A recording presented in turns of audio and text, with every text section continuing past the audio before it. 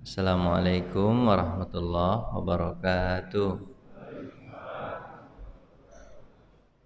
Alhamdulillah allazi ahyana ba'dama amatana wa ilaihin nusyur. Asyhadu an la ilaha illallah wa asyhadu anna Muhammadan abduhu wa rasuluh. Allahumma ati nufusana taqwaha wa zakkiha wa anta khairu man zakkaha anta waliyuha wa maulaha. Allahumma alimna bima alamtana wa alimna bima yanfa'una wa zidna ilma. Bapak Ibu yang dirahmati Allah Subhanahu wa taala, pagi hari ini kita lanjutkan kajian Minhajul Qasidin Syarah Ihya Ulumuddin. Kemarin kita belajar sampai keutamaan salat khusyuk. Diceritakan oleh Utsman bin Affan, beliau menyatakan bahwa tidaklah seorang muslim dapat khusyuk dalam salatnya dimulai dari semenjak dia berwudu. Dimulai dari berwudu. Bagaimana berwuduknya? Utsman menjelaskan, jarang-jarang Utsman bin Affan ini menjelaskan hadis. Karena sedikit hadis dari Utsman bin Affan, sahabat Nabi. Tapi satu hadis ini sangat terkenal sekali tentang Utsman. Apa kata Utsman? Orang kalau kepengen sholat khusyuk dimulai dari wuduknya. Bagaimana wuduknya? Kata Utsman, dipraktekkan. Aku melihat Nabi begini, dicuci tangan, diselang-selingi, habis itu kumur 3 kali, kemudian masukkan air ke dalam hidung, istinsyak namanya. Itu kalau tidak biasa sakit, masukkan air ke dalam hidung, tarik gitu, langsung dia mulut, hidung sakit. Tapi itu katanya menghilangkan flu bisa langsung begitu. Habis setelah itu, kemudian cuci tangan lagi, berniat kata Utsman, kemudian cucilah muka. Setiap kali ada ujung rambut di sini kena, itulah disebut dengan muka, kata Utsman bin Affan. Kemudian cucilah tangan. Cuman tidak dijelaskan cuci tangan itu dari bawah, dari atas ke bawah, dari bawah ke atas atau dari atas ke bawah. Tergantung. Kalau pakai kran mungkin dari bawah ke atas, dari ujung jari ke sini. Tapi kalau seandainya pakai ini gayung, bisa jadi dari atas ke bawah. Yang penting tercuci sampai apa nih? Nah itu Utsman menjelaskan begitu. Habis itu kanan, habis itu kiri, kemudian cuci kepala, ambil air, buang airnya, tinggal sisanya, ambil air ke belakang, tarik ke depan sedikit, langsung ke telinga, kata Utsman. Kemudian cuci kaki, selang-selingi jari-jari kaki sampai mata kaki, lebih daripada mata kaki itu lebih baik, kata Utsman bin Affan.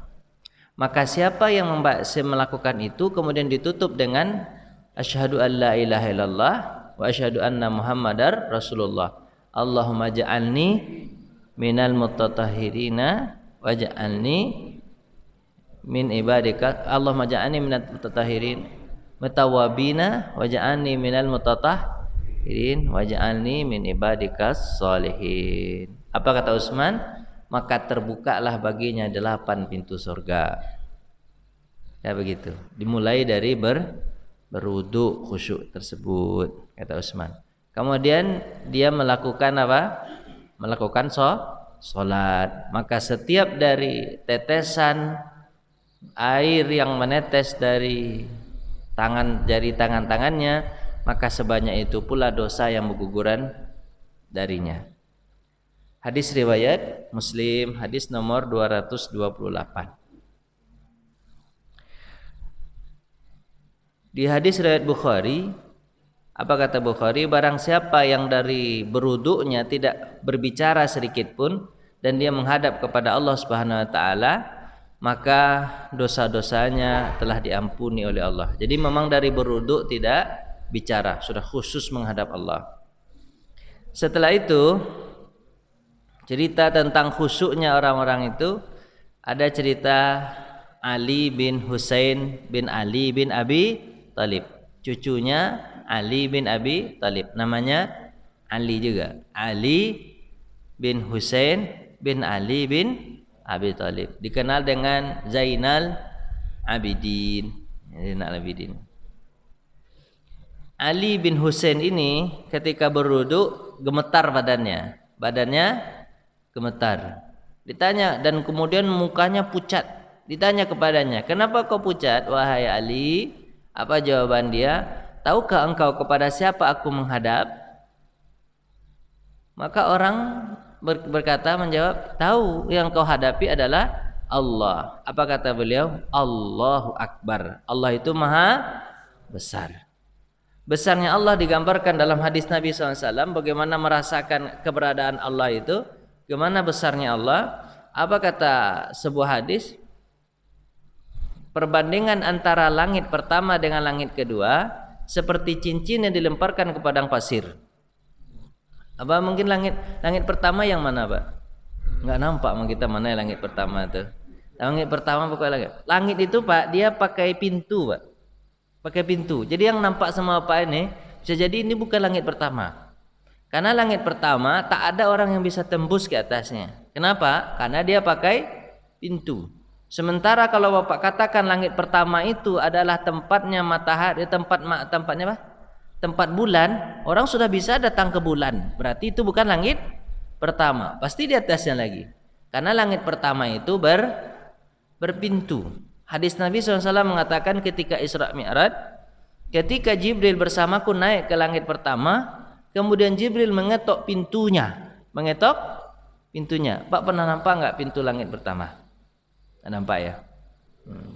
Diketok pintunya. Tak ada orang yang bisa naik ke atas itu kecuali yang telah diizinkan. Ditanya, siapa yang di luar? Kata penjaga pintu langit pertama atau malaikat penjaga pintu langit pertama. Siapa di luar? Jawabannya adalah aku Jibril. Waman ma'aka? Siapa yang bersamamu? Muhammad Rasulullah. Afa biiznihi? Apakah dia sudah diizinkan untuk naik? Apa jawaban Jibril? Sudah. Baik, bukalah pintu. Dibuka pintu, maka naiklah Jibril, masuklah Jibril dengan Nabi Muhammad ke dalam. Apa kata penjaga pintu? Tubtum wa tabawwa'tum manzila. Oh, selamat datang. Semoga tempatmu baik. Kata Bapak, kata malaikat penjaga pintu pertama. Habis itu naik ke langit kedua, ketiga, keempat, kelima, keenam, ketujuh sampai langit ketujuh. Di hadis yang lain kalau kita gabungkan, apa kata hadis yang lain itu? Perbedaan langit pertama dengan langit kedua. Langit pertama seperti cincin, sementara langit kedua seperti luasnya padang pasir. Seperti cincin yang dilemparkan ke padang pasir. Itu perbedaan langit pertama dengan langit kedua. Langit kedua dengan langit ketiga seperti cincin yang dilemparkan ke padang pasir. Lebih besar lagi langit ketiga. Langit ketiga dengan langit keempat seperti cincin yang dilemparkan ke padang pasir. Lebih besar lagi langit keempat. Begitu seterusnya sampai langit ketujuh. Kemudian langit ketujuh dibandingkan dengan apa? Dengan arus. Dengan apa, Pak? Arus seperti cincin yang dilemparkan ke padang pasir. Arus dibandingkan dengan kursinya Allah. Kursinya itu adalah bukan tempat duduk, Pak, tapi tempat berpijak kaki. Tempat berpijak. Tempat berpijak itu kursinya Allah. Maka arus dengan kursinya Allah seperti cincin yang dilemparkan ke padang pasir. Dan berapakah besarnya Allah? Allahu Akbar. Jawaban Ali bin Husain bin Abi Thalib. Ternyata Allah itu besar dengan zatnya, besar dengan kekuasaannya. Jadi kalau menghadap kepada Allah, maka rasakan kebesaran Allah Subhanahu wa taala. Jadi kalau dibandingkan Allah dengan dunia dan segala isinya, ini tak ada. Allah yang maha besar, besar dengan zatnya dan besar dengan kekuasaannya. Bagaimana cara bisa Bapak merasakan itu tuh, Pak, ketika Pak mau sholat tuh? Kita kecil begini nih, kita tak sebanding dengan masjid ini. Masjid ini lebih besar daripada kita. Masjid ini lebih kecil lagi daripada Dunia ini lebih kecil daripada langit. Langit pertama lebih kecil daripada langit kedua, dan begitu seterusnya, dan begitu seterusnya. Maka kita akan, ketika kita mengatakan takbir, kita katakan apa? Allahu Akbar. Allah Maha Besar. Susah itu dimasukkan ke hati. Itu kalau bisa masuk itu Pak, tak jadi kita sombong jadi orang. Apa sebab? Allah Maha Besar. Baik, itu kata Ali bin Husain bin Ali bin Abi Thalib. Kemudian Abdullah bin Zubair, kalau beliau salat, dia itu seperti tonggak yang berdiri. Seperti tonggak yang berdiri. Hingga burung hinggap di pundaknya, mengira bahwa dia adalah pokok yang sedang pokok yang pohon yang tegak. Jadi burung bisa duduk di pundaknya tersebut. Apa sebab? Mengira bahwa ini bukan orang, tapi patung. Nah, itu susahnya, Pak. Artinya apa? Betul-betul khusyuk kepada Allah. Suatu kali beliau ketika akan dibunuh Abdullah bin Zubair ini oleh Hajjaj bin Yusuf, Muslim Hajjaj bin Yusuf itu Pak, orang Muslim tapi jahat. Jahatnya karena dia adalah suruhan dari Yazid bin Muawiyah. Yazid bin Muawiyah ini kan pengganti Muawiyah bin Abi Sufyan. Jahat dia itu, agak, tapi Muslim. Ada juga ternyata Muslim ini jahat. Gara-gara apa? Mempertahankan kekuasaan. Mau dibunuhnya Abdullah bin Zubair. Abdullah bin Zubair ini adalah gubernur Hijaz. Hijaz itu adalah Mekah dan Madinah. Ketika itu dia sedang sholat di Ka'bah. Di Majanik dia pakai batu katapel. Tuh. Di katapel dia kena bajunya Pak, tapi nggak kena dia. Dan Ka'bah sudutnya hancur gara-gara batu ketapel itu. Di Hajjaj bin Yusuf itu panglimanya Yazid lah gitu. Orang berdarah dingin, Muslim tapi mempertahankan kekuasaan, begitu zalimnya. Orang kalau mempertahankan kekuasaan zalim, Pak. Banyak yang zalim. Hajjaj bin Yusuf. Habis itu tidak ada bergerak. Abdullah bin Zubair tidak ada bergerak, dia diam aja. Walaupun bajunya kena. Bapak kalau udah begitu tuh lari Pak tunggang langgang itu kan. Dia nggak lari. Kenapa? Karena Allah lebih besar daripada batu itu. Jadi merasakan begitu. Sebenarnya Pak, kalau di fikihnya Pak boleh lari itu.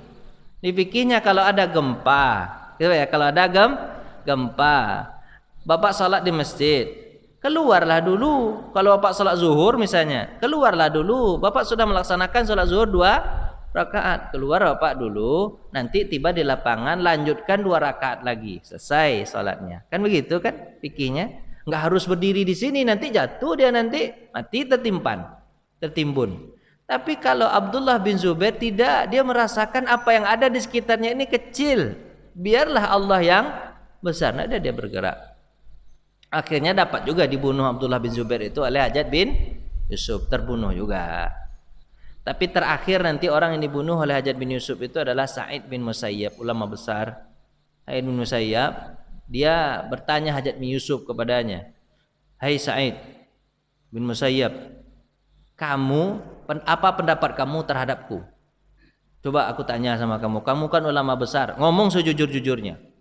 Apa kata Sa'id bin Musayyab? "Kalau aku ngomong sejujur-jujurnya nanti kamu marah. Ngomong aja lah, jangan kamu bohong samaku. Sebab banyak orang di sekitarku ini bohong dia kepadaku." Apa bohongnya? Bohongnya apa? Bohongnya adalah mereka kata aku baik aja. Aku baik saja. Sekarang kamu katakan bagaimana aku? Coba sebutkan. Apa kata? Aku ngomong sejujurnya boleh? Boleh, silahkan. Baiklah, aku ngomong sejujurnya. Engkau adalah orang yang zalim. Kau orang yang zalim. Aku pernah dengar hadis Nabi SAW, tidak akan ada orang yang berani menghancurkan Ka'bah kecuali orang yang zalim. Kau berani menghancurkan Ka'bah setelah Fathul Mekah, berarti kau orang yang zalim dan dijamin untukmu neraka. Kata siapa Pak? Sa'id bin Musayyab. Kan disuruh jujur. Hadis Nabi kan bilang begitu. Marah Sa'id bin Musayyab. Dibunuhnya siapa? Dimarah Hajjaj bin Yusuf. Dibunuhnya Sa'id bin Musayyab. Sebelum dibunuh, kemudian Sa'id bin Musayyab berdoa, ya Allah, jangan biarkan tangannya membunuh orang lain setelah aku. Maka setelah itu tak ada orang yang bisa dibunuh oleh Hajjaj bin Yusuf. Itu hebatnya ulama ini Pak. Memang dia mati, tapi dia berdoa apa Pak? Jangan ada orang setelah ini dibunuhnya setelah aku mati dia Pak. Bukan mati Sa'id bin Musayyab, tapi dia tidak bisa bunuh orang lain. Jadi intinya memang begitu. Orang kalau mempertahankan kekuasaan zalim. Bapak hubung-hubungkan aja lah itu. Ya kan? Saya nggak bisa menambahkan lagi, cukup sampai di sana. Masuk YouTube. Lah lanjut Pak. Muslim bin Yasir. Tidak pernah melihat selain tempat sujud. Jadi kalau dia salat, dia tidak pernah melihat tempat lain kecuali sujud. Hingga suatu kali dinding masjid pernah roboh. Mungkin karena lapuknya dinding masjid, kemudian roboh. Ketika roboh, dia tidak bergeming sedikit pun, tetap melihat tempat sujud. Kalau bapak tuh sudah sibuk tuh. Orang dinding pasti berbunyi lah, boom, katanya kan. Tapi gitulah orang-orang dahulu, Muslim bin Yasir, untuk mempertahankan khusyuknya. Makanya kita disuruh untuk sholat berjamaah. Karena mungkin kita tidak bisa khusyuk seperti khusyuknya para orang-orang itu. Tapi dengan sholat berjamaah, Nabi SAW mengatakan, siapa di antara kalian yang sholatnya lebih khusyuk daripada jamaah tersebut, maka pahalanya disamakan dengan orang yang paling khusyuk pada jamaah itu. Mungkin bapak khusyuknya pas Allahu Akbar aja, setelah itu kemana-mana perginya. Tapi ada mungkin yang khusyuknya sampai 1 rakaat, maka pahalanya disamakan dengan orang yang 1 rakaat. Kan mantap tuh Pak. Makanya sholat berjamaah lah. Sholat berjamaah tersebut kemana-mana pun perginya tetap disamakan pahalanya dengan orang yang lebih khusyuk.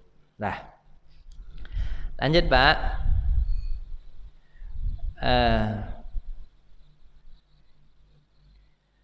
Jadi sholat itu sepaling penting itu apa Pak? Khusyuk itu yang paling penting itu adalah kehadiran hati. Nabi SAW bersabda, kata Nabi SAW, innallaha, sesungguhnya Allah, la yanzuru ila harakati jasadikum. Allah tidak melihat gerakan tubuh. Walakin yanzuru ila qulubikum. Akan tetapi Allah lihat apa Pak? Apa yang ada di hati. Jadi sholat itu sebenarnya Pak bukan gerakan tubuh. Kalau gerakan tubuh, anak kecil bisa juga berdiri, ruku, sujud. Bisa Pak? Bisa lah. Apa bedanya anak kecil sholat dengan bapak sholat? Nah, apa bedanya Pak? Anak kecil sholat, dia gerakan tubuh. Tapi kalau orang dewasa sholat, hatinya yang tunduk. Bukan gerakan tubuh. Gerakan tubuh itu hanya menunjang agar hati bisa memahami. Misalnya ruku, sujud, kan bisa dipahami. Kepala kita lebih sama rendah dengan telapak kaki. Artinya kita tidak ada apa-apanya di hadapan Allah. Hanya sekedar itu saja. Betul Pak ya? Tapi kalau yang paling penting itu gerakan hati. Contoh misalnya orang kalau sakit, dia sholat. Gimana sholatnya Pak? Ya sebisanya badan. Betul Pak ya? Tapi pahalanya sama nggak dengan orang yang sholat berdiri?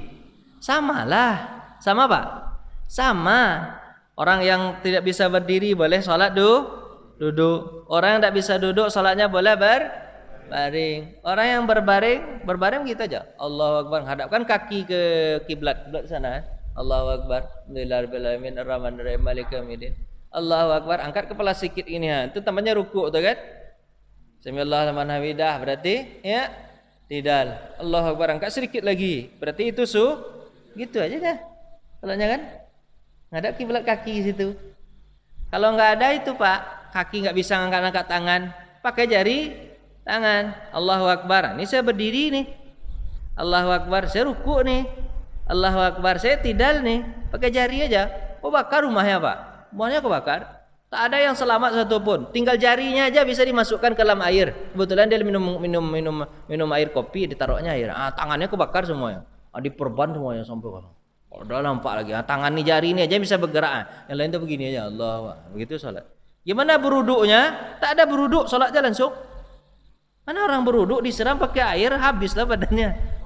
Basah lah badannya, nggak bisa. Pegang. Allahu Akbar, saya lagi berdiri. Allahu Akbar, saya lagi ruku.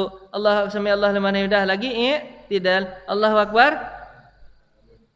sujud. Allahu Akbar, duduk antara dua sujud. Begitu aja salatnya tuh. Baca dalam hati. Habis itu tangan jari juga habis kebakar semuanya. Tinggal matanya aja lah. Allahu Akbar. Lagi berdiri nih. Allahu Akbar, lagi ruku nih. Allahu Akbar, i'tidal nih. Allahu Akbar, sujud nih. Pakai mata ya. Kalau nggak bisa pakai mata, baru pakai hati. Allahu Akbar. Saya lagi berdiri nih. Allahu Akbar, ruku nih. Sami Allahu liman hamidah, tidak. Begitu, pakai hati. Hati itu yang terakhir. Habis daripada itu mati. Begitu ya. Mati dia. Habis itu disolatkan lagi. Jadi Pak, solat itu tidak bisa tinggalkan. Tapi yang paling penting dalam solat itu apa Pak? Apa yang paling penting? Yang paling penting hati, bukan gerakan tubuh. Bukan gerakan tubuh. Gerakan tubuh Pak, apa gunanya gerakan tubuh kalau hati tidak menghadap? Apa pepatah itu mengatakan? Siapa yang sholat hanya menggerakkan mulutnya dan anggota badannya, dan dia tidak memahami dengan hatinya, maka dia seperti orang mabuk. Seperti apa Pak? Orang mabuk kan gitu, ngomong apa yang dia omongin paham? Tak. Makanya orang sholat itu harus dengan hati dipahami. Jadi pahami itu gimana Pak Ustadz? Pahami itu bukan diartikan, arti penting, tapi dipahami betul. Misalnya Alhamdulillahi Rabbil Alamin, bukan diartikan, artinya segala puji bagi Allah Tuhan sekalian alam, bukan begitu. Tapi dimasukkan ke dalam hati. Alhamdulillah Rabbil Alamin, terima kasih ya Allah, aku ini tak ada apa-apanya. Tak ada apa-apanya. Terima kasih banyak ya Allah. Dulu aku ini masukkan dalam hati begitu.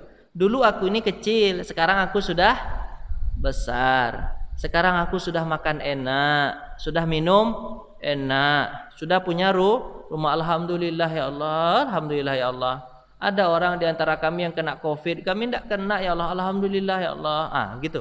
Alhamdulillah itu lama Bapak berdiri itu, mengingat nikmat Allah, nikmat Allah ya Allah, alhamdulillah ya Allah, alhamdulillah. Orang susah makannya, saya alhamdulillah enak makannya, gitu. Alhamdulillah. Maliki yaumiddin, ya betul. Ar-Rahmanir Rahim, Maliki yaumiddin. Engkau raja di hari pembalasan. Pak, ingat surga dan neraka tuh. Ya Allah, tak kuat rasanya hati kalau masuk ke dalam neraka. Tapi tak kuat pula kalau seandainya engkau tak masukkan aku ke dalam surga, di mana tempatku nanti ya Allah? Sebutkan begitu, kau yang maha besar ya Allah. Masukkan ke dalam hati. Iyyaka na'budu wa iyyaka nasta'in. Masukkan. Kepadamu engkau menyembah, aku menyembah. Kepadamu aku minta tolong ya Allah, tolonglah aku ya Allah. Kan kita kalau diuji oleh Allah itu Pak, bedanya ujian Allah dengan ujian makhluk, beda nggak Pak? Kalau Pak dulu sekolah SD kelas 1, kelas 2, kelas 3, kalau ketika ujian gimana Pak? Ya diuji, betul ya? Misalnya nih, guru mengasih soal, itu Pak ya? Si soal. Bapak tahu nggak apa soal dari guru itu? Nggak tahu kan?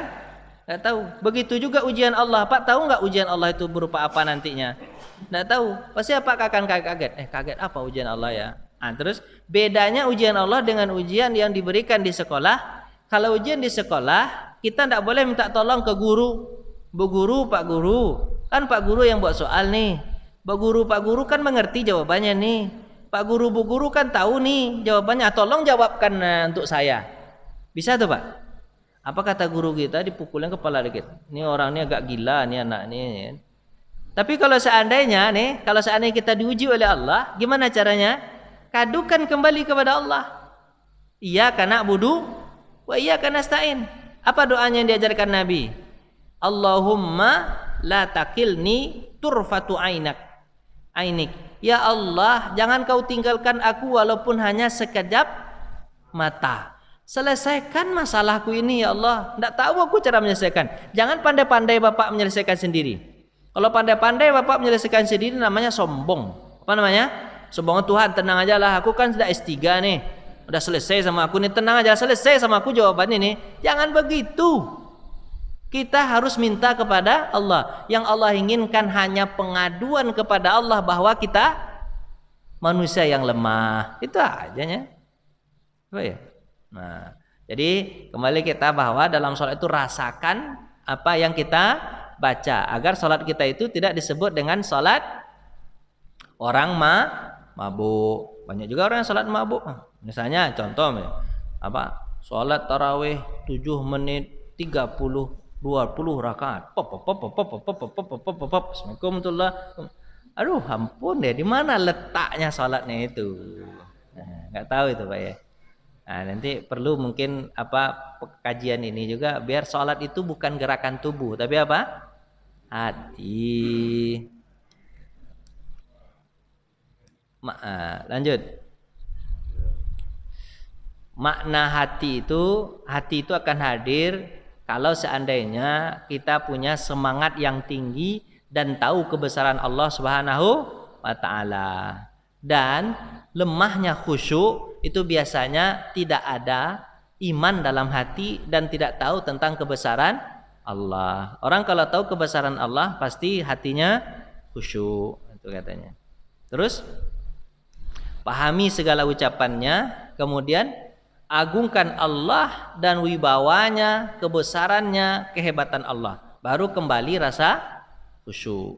Maknanya kita paham, imannya kita tambah. Jadi Bapak kalau ingin khusyuk gitu ya, menurut caranya ini, pertama imannya Bapak tambah tentang kebesaran Allah, kemudian makna ucapannya dipahami, kemudian agungkan Allah dengan wibawa kebesarannya. Dia menghidupkan kita, Dia yang mematikan kita. Rasakan itu dalam hati, insya Allah timbul rasa khusyuk. Baik. Tapi Pak, supaya khusyuk ini dia juga bukan hanya mainan hati, tapi juga mainan apa yang tampak. Bagaimana caranya bisa menghadirkan khusyuk? Di sini dikatakan pandanglah tempat sujud, jangan kemana-mana. Sebab kalau kemana-mana ada aja nanti nampak sama Pak. Misalnya gini, catatan tulisan-tulisan ini Pak kalau bisa ditinggikan lagi sedikit ini. Kalau Pak taruh di depan ini misalnya ya, jangan taruh di sini, tinggikan taruh di sini. Tapi kalau ditaruh di sini Pak, nanti dibaca semua orang tuh. Apa bacanya ini? Jadi banyak taruhnya di mana Pak? Di tempat sujud. Bisa mata itu tempat sujud aja, biar fokus tidak kemana-mana. Lanjut. Yang kedua, jauhkan tempat kalau yang ada hiasannya. Nabi Muhammad SAW ketika dia sholat, kemudian depannya ada hiasan-hiasan, apa kata Nabi? Inilah yang membuat aku sibuk, tolong disingkirkan.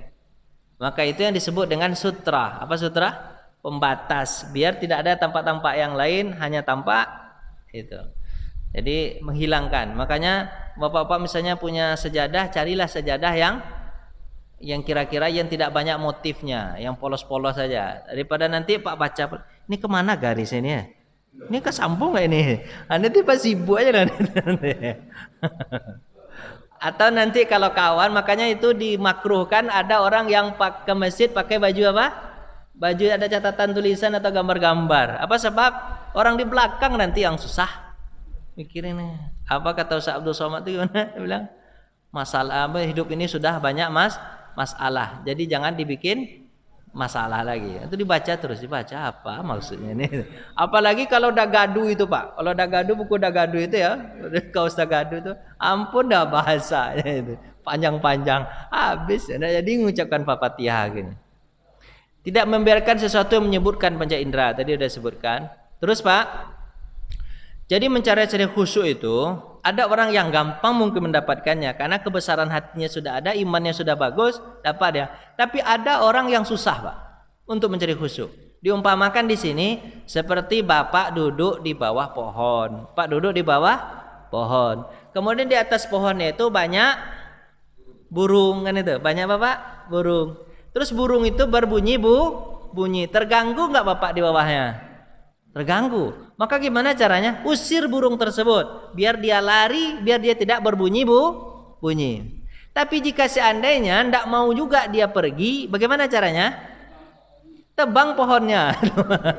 Tebang pohonnya, habis semuanya. Maka apapun yang menghalangi itu maka dihabiskan. Misalnya nih, apa yang kira-kira Bapak susah untuk khusyuk? Apa yang kira-kira? Misalnya nih, susah untuk khusyuk gara-gara Bapak bawa mobil ke masjid. Mobil saya diapain-apain nanti dia. Nah, anak kan main-main di luar dia. Nanti tergores, nanti gimana nih? Jangan bawa mobil. Enggak tenang juga. Nah, jangan bawa mobil. Pakai Bapak mau pergi ke masjid pakai sandal apa?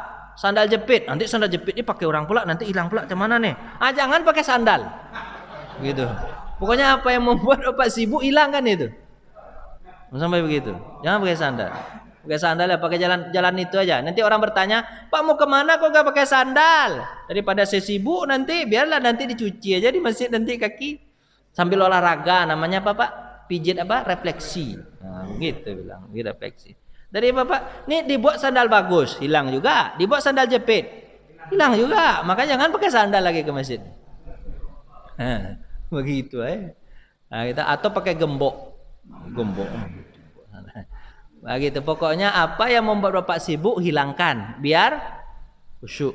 Apa aja sebutlah. Lah, lanjut. Apa yang patut hadir dalam hati? Pertama, ketika kita sholat, hendaklah kita rasakan besarnya pahala yang diberikan Allah dengan orang yang sholat. Apa besarnya? Besar pahala orang yang sholat nih. Dijamin baginya kalau dia khusyuk sholatnya, orang menang. Qad aflahal mu'minun alladzina hum fi salatihim khasyuun. Menang dia, menang dunia, menang akhirat. Yang pertama dihisab Allah, yang kebaikan manusia adalah salat. Kalau salatnya sudah bagus, maka yang lain dianggap bagus. Yang pertama dosa yang dihisab Allah, dosa nih Pak. Dosa yang pertama ditanya Allah kepada manusia adalah dosa sesama manusia, yaitu membunuh. Kalau dia pernah membunuh satu orang, yang lain dianggap salah. Makanya jangan sampai membunuh orang. Nah, kemudian takut hukuman kalau melalaikan sholat. Gimana melalaikan sholat? Fawailul lil musallin alladzina hum an sholatihim sahun. Neraka wel bagi orang yang sholatnya lalai. Kan yang sholatnya lalai, ngomong sama Allah tapi hati tak menghadap, kayak orang mabuk tapi yang di depannya Allah, maka mereka dapat neraka wel. Orang yang sholat aja bisa dapat neraka, apalagi orang yang tidak sholat. Jangan Pak bilang salah paham pula nanti, jadi janganlah sholat. Kenapa? Orang sholat masuk neraka, makanya jangan sholat. Tidak begitu. Orang yang sholat aja bisa masuk neraka gara-gara lalai, apalagi yang tidak sholat. Pemahamnya kan begitu. Jadi rasakan harapan pahala, takut lalai. Bila mendengar panggilan azan, maka anggap itu adalah hari kiamat. Panggilan tiup sangkakala, piup piup, langsung takut, langsung hadirkan kebesaran Allah. Terus bila disuruh menutup aurat, maka tutuplah aurat dalam sholat. Jadi kalau Bapak nutup aurat itu artinya apa?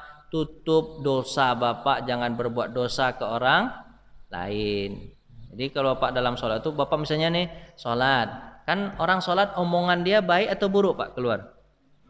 Ada enggak orang sholat isinya adalah umpatan-umpatan? Ada. Makanya di luar sholat ucapannya jangan mengumpat-ngumpat, jangan menghardik-hardik, jangan segala macam.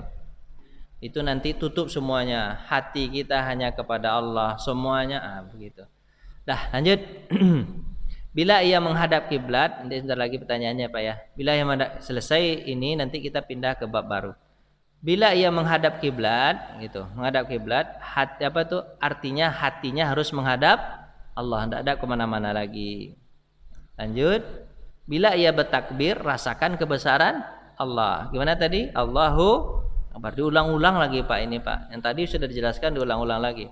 Terus bila dia berta'awuz, ingatlah bahwa dia sedang berlindung kepada Allah. Kalau sedang berlindung kepada Allah berarti tidak ada tempat berlindung lain kecuali hanya Allah. Jangan berlindung kepada jimat, jangan berlindung kepada dukun, jangan berlindung kepada yang lain berlindung hanya kepada Allah. Lanjut. Rasakan apa? Tawaduk kita dalam ruku, rasakan hinanya kita dalam sujud. Kemudian pahami zikir-zikir dengan penuh perasaan. Kita zikir misalnya subhanallah, maha suci engkau ya Allah, ya Allah, engkau hebat ya Allah, alhamdulillah, segala puji bagi Allah, Allahu akbar. Pahami. Lanjut, adab-adab yang berkaitan dengan sholat Jumat. Ini sholat Jumat ini ditambahnya bersiwak, mandi, kemudian menghias diri, berangkat di awal waktu, terus tidak melangkahi pundak jemaah yang lain, tidak lewat di depan orang yang sholat, menghentikan sholat dan zikir ketika khatib naik mimbar, itu sholat Jumat ya, laksanakan sholat sunnah, kemudian berusaha tetap tinggal di masjid sampai semampunya, memperbanyak salawat, membaca surah Al-Kahfi, bersedekah, kemudian menjadikan hari Jumat untuk amal akhirat, menahan diri dari kesibukan dunia. Semua slide-nya sudah selesai. Ini tentang sholat. Jadi intinya dalam sholat itu adalah carilah sholat yang khusyuk. Silahkan Pak, kalau Pak mau tanya jawab, kita bertanya jawab. Kalau tidak, kita lanjut ke bab berikutnya. Ada Pak, silakan. Lanjut. Oh, tanya Pak, silakan Pak Haji. Assalamualaikum warahmatullahi wabarakatuh.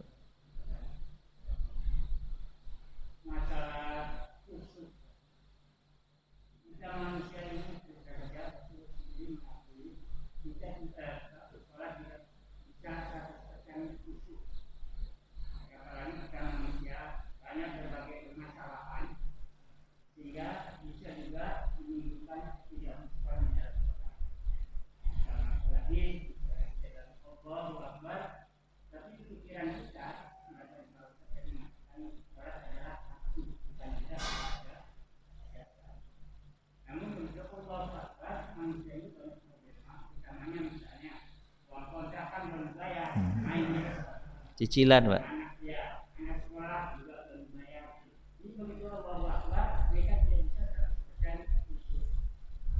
Jadi bagaimanakah untuk khususnya sholat kita agar benar-benar khusus tenang begitu Allahu Akbar, permasalahan dunia ini secara pasti tidak hanya menghadap pada Allah.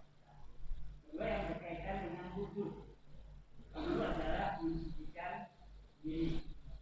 Sebab pengaruh daripada wudhu ini akan mempengaruhi juga di dalam sholat. Kalau memang wudhunya tidak sempurna, maka sholat itu tidak sempurna.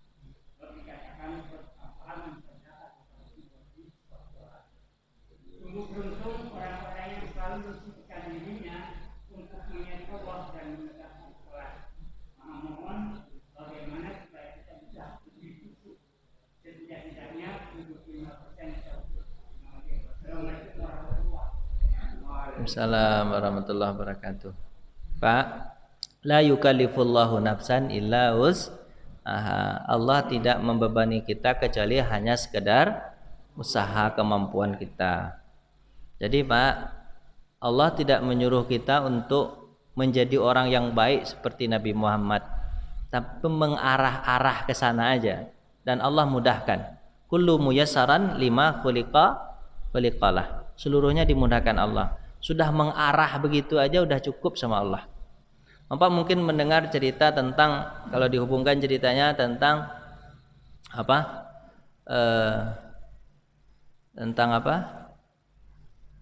Tentang burung yang mengambil air setitik untuk memadamkan api pembakar Nabi Ibrahim alaihi salam.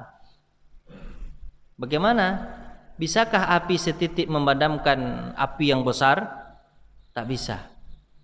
Kemudian tentang cicak yang meniup-niup api agar dia membesar. Bisakah cicak meniup api sampai besar? Tak bisa. Tapi adalah di mana tempat dan posisi kita ketika itu, kan gitu Pak ya. Dan Allah mudahkan. Kalau seandainya Bapak ingin, maka ditanya kepada burung. Apa kata burung? Apa kata orang ditanya kepada burung? Burung, kenapa kau ingin padamkan api dengan setitik air? Bisakah dia padam? Apa kata burung? Allah tahu di mana posisi saya. Artinya apa? Kalau kita hubungkan dengan cerita itu, Bapak sudah berusaha aja untuk khusyuk dan mengarah-arah aja, walaupun di takbirnya aja dapat dan sudah baik tuh. Mengarah-arah aja. Kullu muyassaran lima khuliqalah. Jadi enggak kalau memang bisa khusyuk sampai akhir itu yang terbaik, yang ideal. Seperti sholatnya Nabi, makanya Nabi mengatakan apa? Karena ketika diuji para sahabat-sahabat itu untuk salat khusyuk, tak ada yang bisa salat khusyuk. Kemudian apa kata Nabi? Kalau kalian bisa salat khusyuk dari awal sampai akhir, maka malaikat pasti akan menjabat tanganmu dan mengajakmu langsung masuk surga. Makanya kalau ada orang yang meninggal ketika salat, berarti khusyuk salatnya itu, Pak. Diajak masuk surga. Dia dijabat tangan langsung diajak masuk surga. Kalau Bapak meninggal dalam keadaan tidak sholat, berarti sholatnya nggak khusyuk-khusyuk, betul tuh. Orang yang sholat khusyuk langsung dijabat tangannya, kemudian diajak masuk surga. Makanya sesanggupnya saja. Terus diulang lagi di Bapak nanya tentang ini saya jawabnya tetap diulang belum bisa jawabnya yang lebih. Gimana cara khusyuk? Cara khusyuk itu ada dua, ada zahirnya, ada batinnya. Zahirnya apa? Semua apa yang membuat kita sibuk kita tinggalkan dulu. Misalnya apa yang membuat Bapak sibuk? Apa aja membuat sibuk? Maka misalnya ketika mau sholat hari ini yang membuat Bapak sibuk adalah bawa mobil, tinggalkan mobil. Masih ada juga lagi apa tuh? Sandal, gak usah pakai sandal. Masih ada juga lagi apa lagi? Istri, anak. Cuma diapain itu ya? Diapain ini? Dibuang dulu ya. Susah juga itu Pak ya. Disuruh dia pergi ke masjid daripada dia di rumah macam-macam, ayo ikut salat masjid, salat sama-sama yuk gitu. Pokoknya bagaimana caranya Pak yang tahu. Ya, untuk menghilangkan jangan terlalu kepada itu zahirnya. Tapi kalau batinnya pahami apa yang dibaca. Zahirnya lagi ketika salat pakai tomakninah, jangan tergesa-gesa. Sebab kalau tergesa-gesa, kalau fikih itu mengajarkan dua salat khusyuk. Pertama tomakninah, yang kedua pahami apa yang dibaca. Tomakninah itu ketika berdiri ya berdiri. Setelah selesai membaca ayat jangan langsung ruku, tahan dulu paling kurang 3 detik. Tik tik tik. Siap-siap aba-aba untuk Allahu Akbar. Jangan Bismillahirrahmanirrahim. Amin Allahu Akbar. Nah, di situ tuh hilang tuh khusyuk tuh. Tahan dulu 3 detik. Tik tik tik baru Allahu Akbar. Jadi aba-abanya itu jelas gitu ya. Terus ketika ruku mau i'tidal, subhanallahil azim ya bihamdi, jangan langsung samiallahu. Tahan dulu 3 detik. Tik tik tik, itu yang disebut dengan tomakninah. Kalau dengan gerakan badan itu dia tidak terlalu tergesa-gesa, maka timbullah rasa hati. Dan biasanya khusyuk itu Pak, kalau Bapak dalam keadaan susah. Kalau dalam keadaan senang-senang ini susah khusyuknya Pak. Tapi Bapak nanti bertengkar sama istri, habis itu Bapak sholat tahajud, itu timbul khusyuk tuh. Tuhan, istri macam mana nih? Dia minta cerai juga. Timbul khusyuk. Jadi orang tuh khusyuk tuh kalau masalah ada Pak. Kalau nggak ada masalah santai aja dia. Dia nggak butuh betul sama Allah. Kalau ada masalah nanti mulai khusyuk. Gimana Pak? Ada masalah. Nanti Bapak kena COVID misalnya, tuh khusyuk. Silakan Pak Haji. Pak Haji. Iya.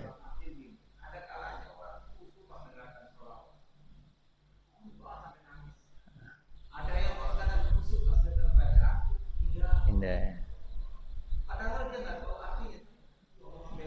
Ini. Ada orang yang khusyuk ketika dia dapat rezeki. Oh bahagia. Ada yang merasa susah. Ini saya kira menghadirkan dia.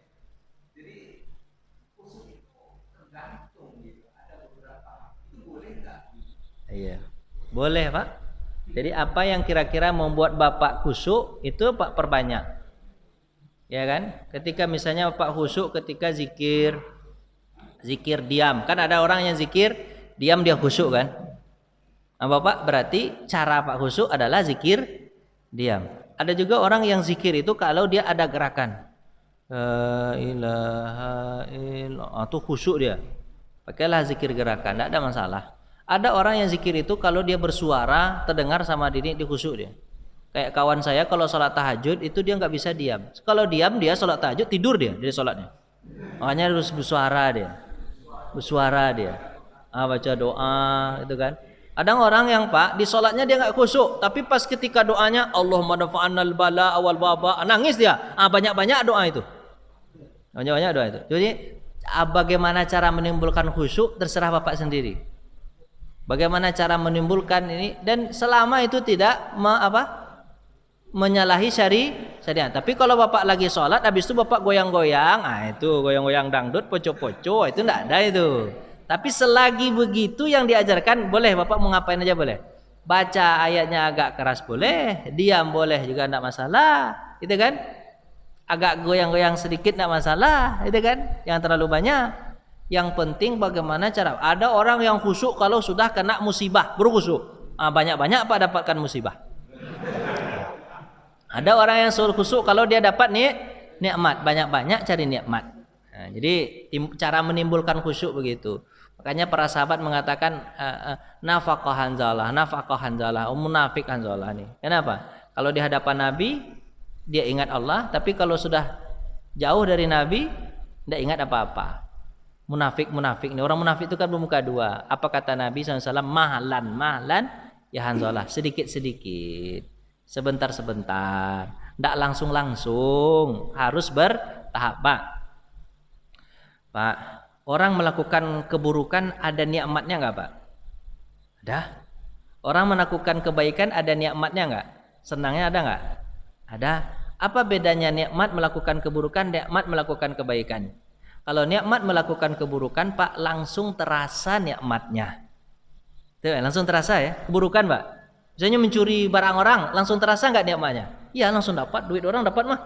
Senang kan? Senang nggak Pak? Ada setelah itu timbul, bedanya nanti setelah mendapatkan nikmat yang cepat itu timbul rasa penyesalan sampai mati, sampai masuk neraka. Tapi kalau orang melakukan kebaikan, nikmatnya langsung dapat atau enggak Pak? Lama dapatnya Pak. Lama. Lagi belajar begini Pak, berapa kali Bapak dijelaskan tentang sholat khusyuk? Mungkin berkali-kali Pak. Udah masuk belum? Belum masuk juga lagi. Gimana caranya itu? Artinya itu mencari nikmat kebaikan itu lama dapatnya Pak. Tapi kalau sudah dapat, nikmatnya bertambah-tambah sampai masuk ke surga. Bapak hanya coba memancing saja. Pancing nikmat tadi, kalau dah dapat nanti nikmatnya akan berlipat. Ingat Pak, begitu Pak. Jadi Pak, Bapak mencari keburukan bisa, ada nikmatnya? Ada. Mencari kebaikan ada nikmatnya? Ada. Maka lakukanlah kebaikan walaupun dia lama dapat nikmat. Seperti Pak bangun masjid. Bangun masjid lama enggak? Lama. Meruntuhkannya? Cepat. Tinggal suruh pang habis dah.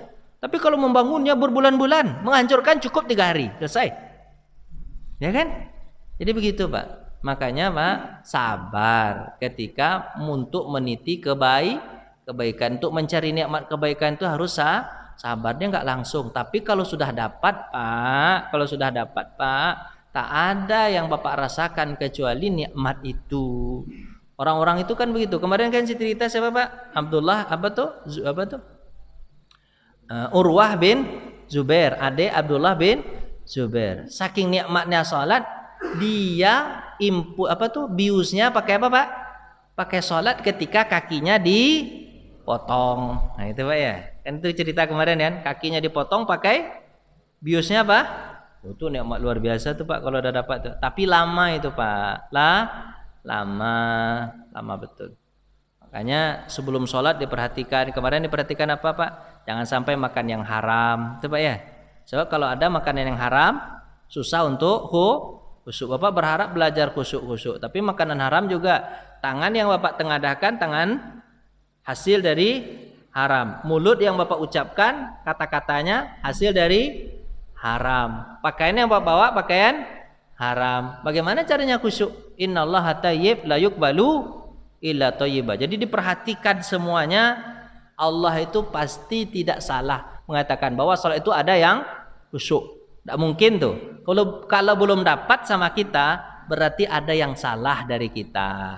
Maka carilah kesalahan-kesalahan itu. Kalau sudah selesai masalahnya, apa namanya dalam kaidah itu? Takhalli wa tahalli. Itu badannya Pak. Takhalli itu apa? Bersihkan semua kotoran, habis itu baru dihias. Takhalli kosong artinya, kosongkan. Kemudian tahalli berhias. Ada pakai ha, ada pakai kho. Kalau pakai kho, takhalli, kosongkan semua yang dosa-dosa kita, bersihkan, baru nanti dikasih hiasan. Nggak mungkin dikasih hiasan kalau belum bersih. Ya Pak, bisa nggak mungkin? Mohon maaf cakapnya Pak. Misalnya, bisa nggak kira-kira Bapak menghidangkan kotoran kucing tapi pakai bumbu-bumbu yang enak di atasnya? Bisa nggak Pak? Tetap aja itu bau busuk. Walaupun pakai bumbu-bumbu chef yang sangat luar biasa, dikasihkan kalau chef itu kan bunga-bunga di atas itu. Tapi yang di bawahnya apa? Kucing itu tetap tidak enak itu Pak. Tetap tidak enak. Nah, jadi harus kosong dulu baru ini. Mohon maaf Pak. Jadi itu yang bisa kita sampaikan, tidak mungkin kita lanjutkan karena saya kira Bapak sudah capek. Ya, karena sudah capek jadi nggak bisa dilanjutkan. Udah berbunyi belum Pak? Saya kalau tambah mau aja. Mau tambah mau aja, tapi Bapak siap nggak? Baik. Kurang. Baiklah. Ada yang bertanya Pak? Silakan Pak Haji.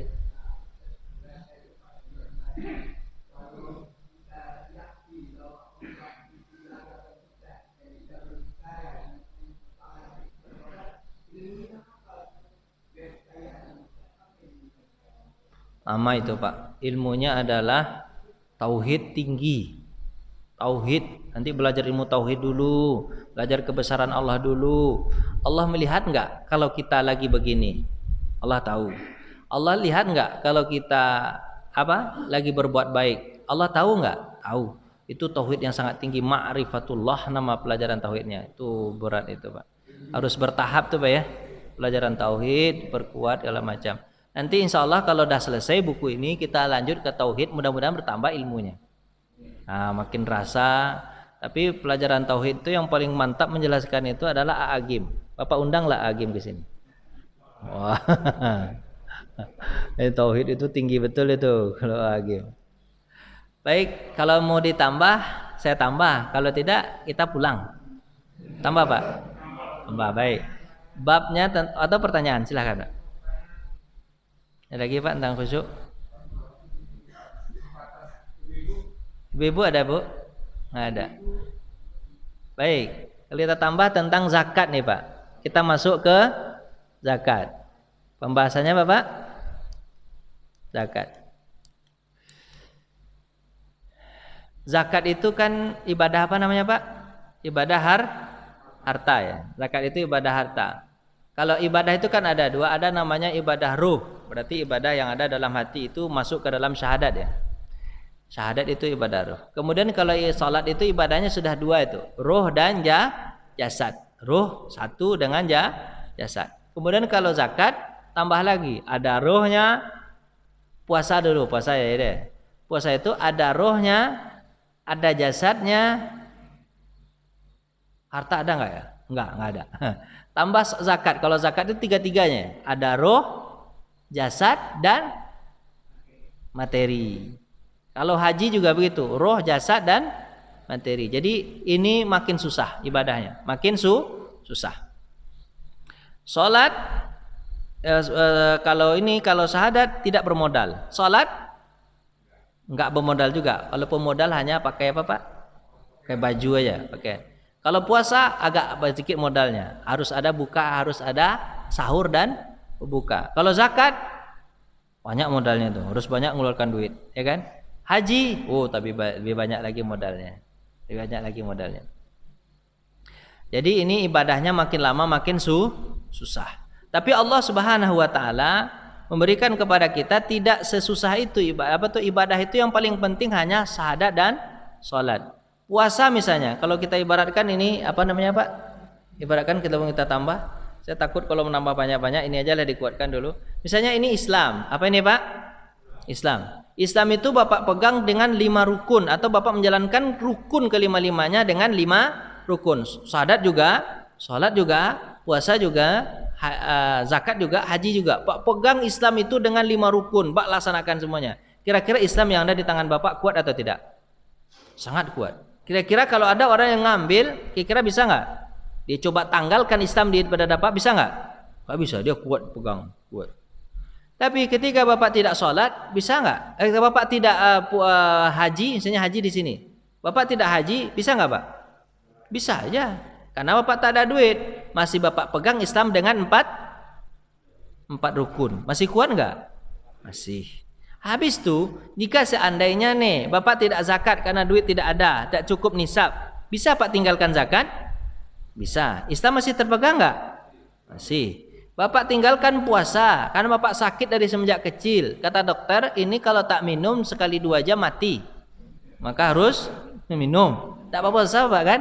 Boleh diganti dengan fidyah. Kalau Bapak ada duit, kalau tak ada duit, tidak ada ganti sama sekali. Udah, begitu aja lah, tinggalkan aja lah. Bapak tak puasa, masih terpegang Islam? Masih. Tapi yang 2 ini tak bisa lepas satunya.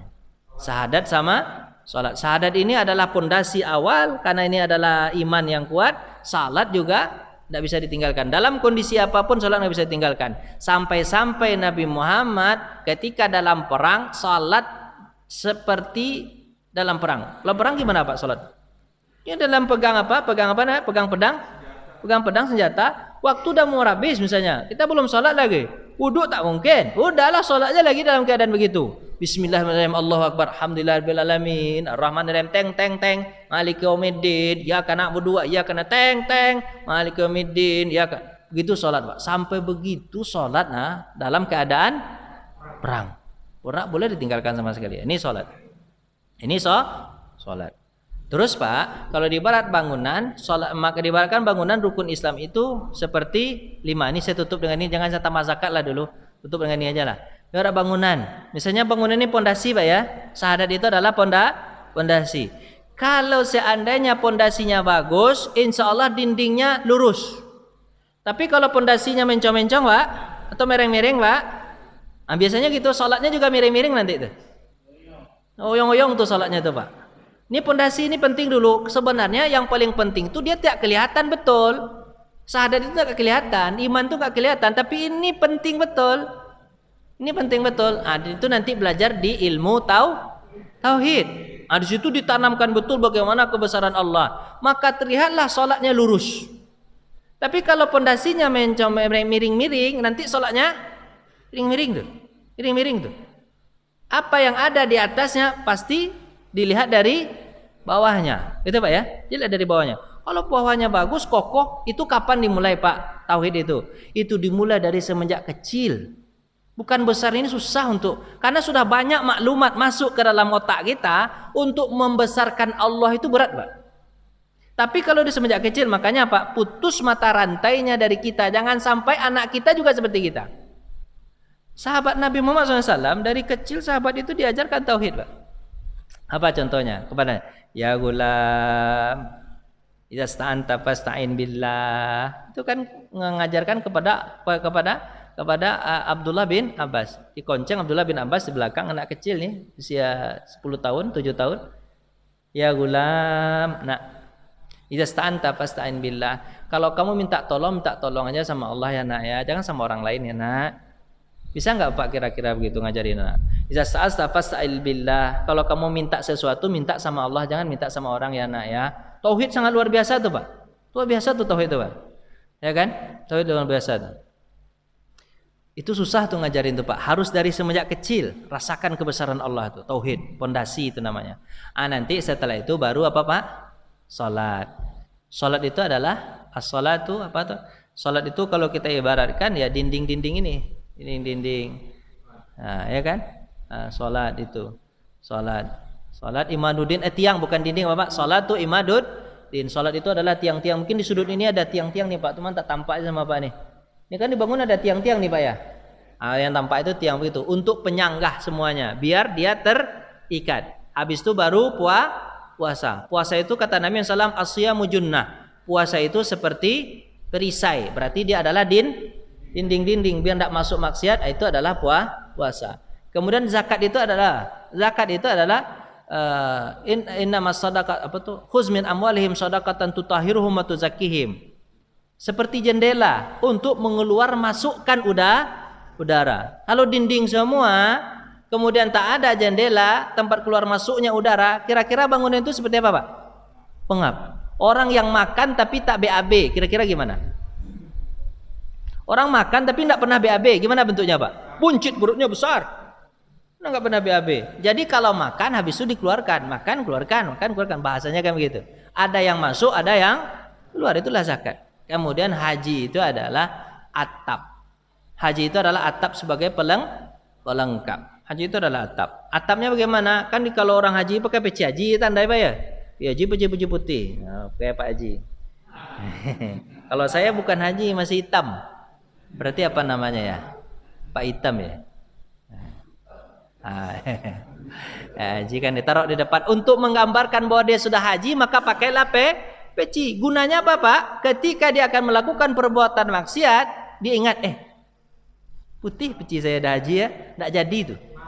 Malu. Maka penting tuh. Haji itu kan kenampan, maka atap itu kan kelihatan dari luar kan, kelihatan langsung. Oh dia ada Pak Haji, orang dah langsung ini aja tuh. Haji maaf Haji, jangan. Nah gitu kan. Jadi ya Pak Haji, sholat Pak Haji, diajak sholat Pak Haji. Sholat. Begitulah.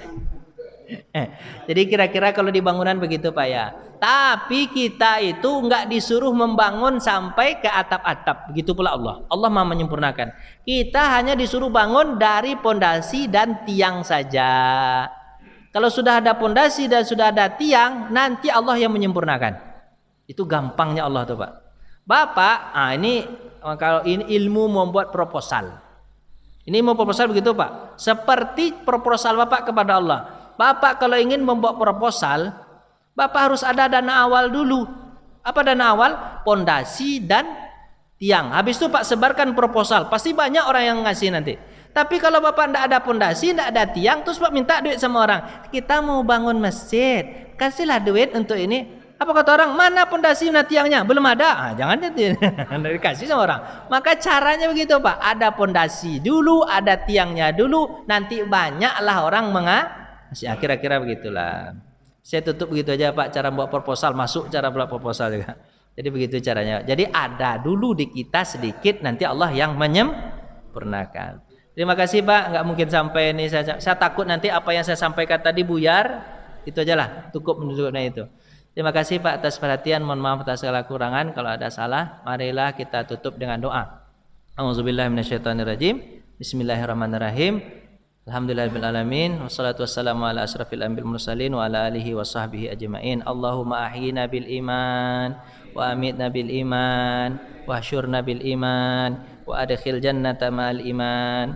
Allahumma habib ilainal iman wa zayyinhu fi qulubina wa karihna ilaikumul kufra wal fusuqa wal isyan. Ya Allah ya Tuhan kami, hidupkan kami dalam keadaan beriman, matikan kami dalam keadaan beriman, bangkitkan kami bersama orang yang beriman, masukkan kami ke dalam surga bersama orang-orang yang beriman. Ya Allah ya Tuhan kami, jadikanlah iman itu indah dalam hati kami, jauhkanlah kefasikan dalam diri kami, buatlah kami benci kepada kekafiran, buatlah kami tidak suka kepada kemunafikan. Ya Allah ya Tuhan kami, jadikanlah iman itu betul-betul ada dalam hati kami, betul-betul tahu tentang kebesaran-Mu ya Allah. Allahumma la tada' lana fihi dzamban illa ghafartah, wala hamman illa farajtah, wala dainan illa qadaitah, wala taliban ilmin illa wafaqtah, wala maridan illa syafaitah, wala mayyitan illa rahimtah, wala hajatan min hawaijid dunya wal akhirah illa yasartaha wa qadaitaha ya rabbal alamin. Ya Allah ya Tuhan kami, banyak di antara kami yang susah hati ya Allah, maka lapangkanlah hati kami ya Allah. Ada di antara kami yang tidak bisa menyelesaikan masalahnya ya Allah, selesaikanlah masalah kami ya Allah. Ada di antara kami yang ingin taubat kepadamu ya Allah, terimalah taubat kami dan ampunilah kami ya Allah. Ada di antara kami yang sakit ya Allah, maka sembuhkanlah ya Allah. Ada di antara kami yang sudah meninggal ya Allah, sayangilah ya Allah, kasihanilah ya Allah. Jadikanlah kuburan mereka tempat-tempat dari taman-taman surga, dan Kau jadikan kuburan mereka lubang dari lubang api neraka. Ada di antara kami ya Allah yang mendidik anak dan istrinya ya Allah, maka jadikanlah anak dan istri kami anak yang soleh dan solehah. Ada di antara kami ya Allah yang belum bisa menyelesaikan masalahnya, banyak masalah di antara kami ya Allah. Tolonglah kami ya Allah untuk bisa menyelesaikan masalah kami ya Allah. Banyak kebutuhan kami di dunia ini ya Allah, penuhilah ya Allah. Dan banyak juga kebutuhan kami di akhirat, maka penuhi juga ya Allah. Rabbana atina fid dunya hasanah wa fil akhirati hasanah wa qina azabannar. Walhamdulillahirabbil alamin. Alhamdulillahirabbil alamin. Wassalamualaikum warahmatullahi wabarakatuh.